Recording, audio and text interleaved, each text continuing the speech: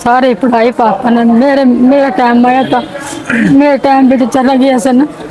Tension मैं भी पढ़ना चाहता हूँ, मेरी उम्र में क्या देखना लायरा मुझे दुकान कोई को नहीं, मेरे जाना कहने चाहिए। मिलाया जिस मुंडे जो, ठीक है अपने मैं मुंडे जो मेरे कहने मिलाया मेरी बस। इतनी ख्वाहिश थी भी से बच्चा मेरे 12वीं तक मैं कोई नहीं, पहुँचाना कोई थी। नहीं जी। मैं चाहता हूँ कि इनका छोटा बेटा पढ़े। घर वाले बोल गए ना तीनों शादी ले, तो मैं तो जाना ना हमारी तू सही छड़ने बस तीनों शादी करी बोल देना जे एक ही गल थी। अच्छा से बोली करी हाँ, गया। से बोली गए रे मेरे कहना थोड़ी जुबान नहीं थी चलती मेरी, फिर ये सारा भी कर दे तो उन्होंने बोली ले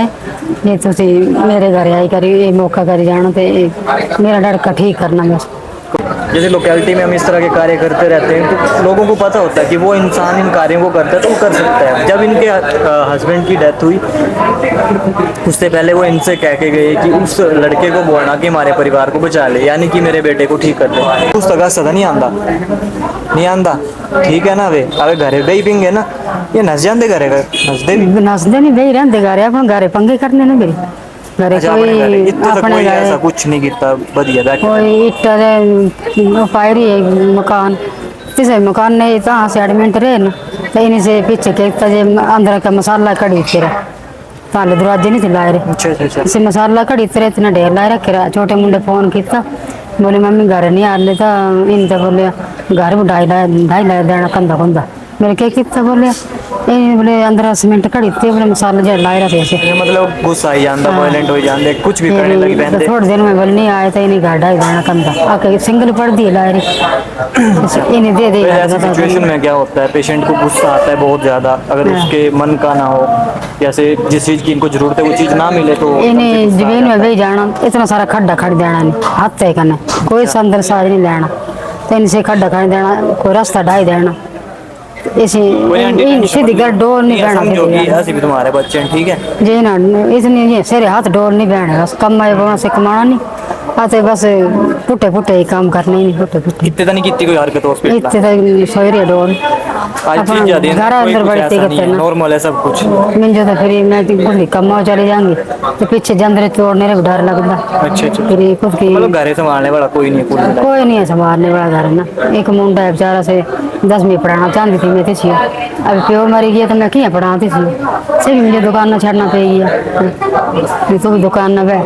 कोई नहीं आंटी ऐसा नहीं अगर पढ़ना चाहता तुम्हारा मुंडा तो बैठे रहने से तो पढ़ना चाहता थी मैं पढ़ना दिया पढ़ना चाहता तो मैं क्या पढ़ाना मुझे दुख सुख फेरा मैं इतने मंजे पर बे इसका कितनी सी पढ़ाई नहीं क्या करा मैं तो आगे देखो आंटी देखो तो मैं 12वीं तक तो मैं पढ़ाना चाहती थी पर ये खरा होंगे तो पढ़ाना थी मतलब हल्का है हाँ जी 17 साल दे 17 साल चाहते थे तो बोलो पढ़ना चाहता मैं तो पढ़ाना चाहती थी मैं पढ़ाना चाहती थी ना जी मजबूरी बड़ी है अब घर वाले कोई भरी आनी है कुछ भी नहीं आनी है तो मैं की करी करनी मैं आप बीमार रहती। कितना टाइम होया तुम्हारे हस्बैंड डेथ जो इन्हें जी 1 महीना तो कोई 30 दिन तो ही गए उन्हें मतलब अब भी होए। हाँ जी अब भी हुए पिछले महीने बीमार थी से भी कैंसर के पेशेंट थे वो माता जी बता रहे हैं क्या बोल के गए वो क्या कह रहे थे बोलो उनको बोल देना जे मेरे बेटे का इलाज करना तो तेरे का नहीं होना तो नहीं कर सकती थे मतलब पहले का जान देते थे पहले का ही आना चाहते। हाँ जी आना चाहती थी जरा मैं सही चक्कर पे ये ना बोलते नहीं बनाना तो नहीं करना यहाँ बेइज्जती हो जानी मैं ऐसा सोचती मेरा बच्चा ठीक हो जाए बीती जी मैं कुछ चोरी करनी है कुछ बदमाशी करनी है करी बीती दीदी गल नहीं होंगी बिल्कुल बिल्कुल और कौन बीती क्या मेंटालिटी है। जैसे लोकेलिटी में हम इस तरह के कार्य करते रहते हैं तो लोगों को पता होता है कि वो इंसान इन कार्यों को करता है तो वो कर सकता है। जब इनके हस्बैंड की डेथ हुई उससे पहले वो इनसे कह के गए कि उस लड़के को बोलना कि हमारे परिवार को बचा ले, यानी कि मेरे बेटे को ठीक कर दे। कहीं ना कहीं गाइस ढेर सारे रीजन होते हैं परिवार के, चलो उनकी आत्मा को भगवान शांति देना, इस परिवार को खुश रखना, इनके दुखों को दूर करना, भाई को जितना हो सकता है हम कोशिश करेंगे। और इनका एक छोटा भाई है जिसको इस मजबूरी के चलते ना काम करना पड़ रहा है, तो मैं उन भाई को यही कहूँगा अगर भाई आप पढ़ना चाहते हो तो हमसे जितना होगा हम कराते हैं आपको। ट्वेल्थ तो कम से कम कर ही सकता है इंसान। अब पढ़ने की उम्र में आंटी कमा रहा है, हाँ जी मिलजुल के कर लेंगे, अपने बेटे को पूछना भाई बनाकर आप पढ़ना चाहते हो पढ़ना चाहते हैं मैं क्या पढ़ाना जी मैं पढ़ा ही नहीं सकती ना वो ये खर हो जा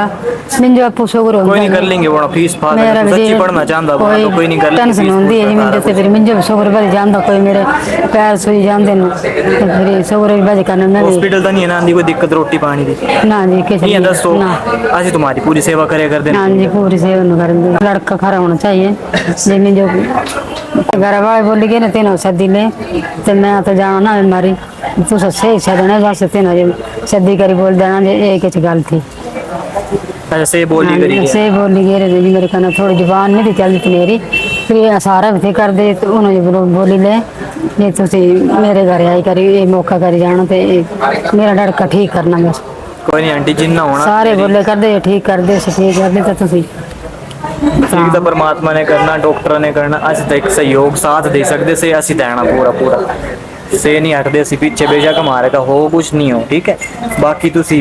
परेशानी मत लियो बोलने वाले बोलते रहते ठीक है 10 साल हो गए बच्चे अपने मुंडे की बोली दिया भाई मेरे अगर का- होना पढ़ने रहा इतना शौक होगा तो मेरे जो पर्सनली फोन कर लिया ठीक है हाँ जी से तो बोला था मैं 12वीं करनी थी हले बड़ा बुरा लगे थे सी में बोलता मेरे तो पापा अबे एक्सपायर हो गए बस मैं बोल रहा भाई हूँ तो कि 10 समझ रखा है, मिनट ठीक है बाकी का इस वीडियो को ज़्यादा से ज़्यादा शेयर करो और सहयोग के लिए आगे आओ अकेला इंसान कुछ नहीं कर सकता है मैं चाहता हूँ कि इनका छोटा बेटा पढ़े और इसमें आप सभी लोगों का मुझे साथ चाहिए बाकी मेरी- चीज़ें तो चलती रहेंगी बस जी मैं 10वीं कराई है इसको तो इस गवर्नमेंट आई है दिस विच अच्छा सीसीयू फिर इसे बोलता सारे पढ़ाई पापा ने मेरा टाइम आया था मेरे टाइम पे तो चला गया सर ना टेंशन मैं भी पढ़ना चाहता था बोलो मेरी उम्र में क्या देखना ला रहा मैं मुझे दुकान ना कोई नहीं मेरे कहने मिला है इस मुंडे जो ठीक है अपने मुंडे जो मेरे कहने मेरी मिला इतनी ख्वाहिश थी ये से बच्चा मेरा 12वीं तक मैं पजाना कोई थी नहीं, टेंशन फिर कहीं पजा मैं किसी मैं नहीं चाहती दुकान पर बैठे मेरा मुंडा मैं किसी कम चाहते ना पढ़ना? हाँ जी मैं तो चाहती थी पढ़ाना बच्चा पढ़ाना चाहती थी अब क्या करना परेशानी है guys, जहाँ परेशानी आती है ना वहाँ पे फिर हर तरफ से चारों तरफ से परेशानी आती है क्या करे एक इंसान बोलते घर में जंदर नहीं लगाते घर में पति मर गया हो तो जंदर नहीं लगाते तो मैं क्या करना बच्चा नहीं हो ठीक तो मैं जंदर लगा कर बहना नहीं है मंजे पर उठ के करना यहाँ कौन छड़ना है जंदर नहीं लगाऊं तो क्या करो चलो फिलहाल अपना ध्यान दियो तेरा भाई का ध्यान दियो रोटी पानी की कोई तकलीफ है कोई दवाई दी तकलीफ चलो है रोटी तो कोई बच्चे खाने मेरे पीने चलो की- पजाया कर देना से ठीक था है। भेज से दिया कर कर दे रोटी तो इतना नहीं है पर चलो इतनी तंगी है नहीं अब वो तो ला ही नहीं करा सकती मैं सेरा कराना लाया है, 10 आंटी, अब जिन्ना होता है 10 साल हो तुम्हारे गए सामने ना दिख देना तुम्हारे सामने जिन्ना भी जो भी है एक हाँ जेड जी। करना लाया दवाई का लेकर इंजेक्शन का लेकर मेरी हर एक चीज तक